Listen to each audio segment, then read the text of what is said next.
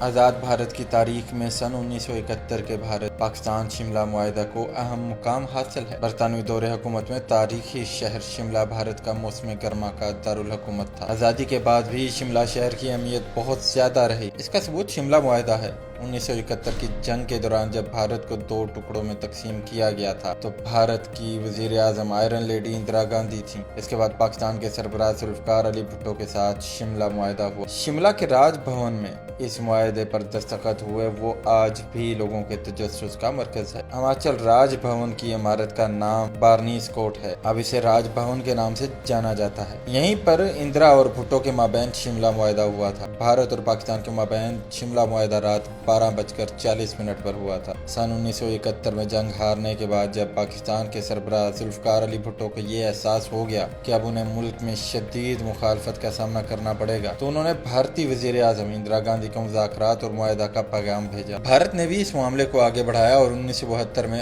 28 جون اور 2 جولائی کے درمیان شملہ میں سربراہی اجلاس طے ہوا۔ 25 جنوری 1971 کو ہماچل کو مکمل ریاست حاصل ہوئی۔ 1.5 سال کے بعد ہماچل کو یہ اعزاز حاصل ہوا کہ اس کی سرزمین پر ایک تاریخی معاہدہ ہوا۔ شملہ معاہدے کے اہم نکات یہ ہیں: پرامن حل: دونوں ممالک نے تنازعات کو 2 طرفہ مذاکرات کے ذریعے حل کرنے پر اتفاق کیا جس میں کسی تیسری پارٹی کو شامل نہیں کیا جائے گا۔ لائن آف کنٹرول: جموں و کشمیر میں جنگ بندی کی لائن کو لائن آف کنٹرول کے طور پر دوبارہ بیان کیا گیا جسے یک طرفہ طور پر تبدیل نہ کرنے کا دونوں فریقوں نے قیدیوں کی رہائی: بھارت نے پاکستانی جنگی قیدیوں کو رہا کرنے پر اتفاق کیا جبکہ پاکستان نے بنگلہ دیش کی خود مختاری کو تسلیم کرنے اور تعلقات معمول پر لانے کا وعدہ کیا۔ ان دفعات کا مقصد دونوں ممالک کے درمیان دیر پا امن اور باہمی احترام کی بنیاد رکھنا تھا۔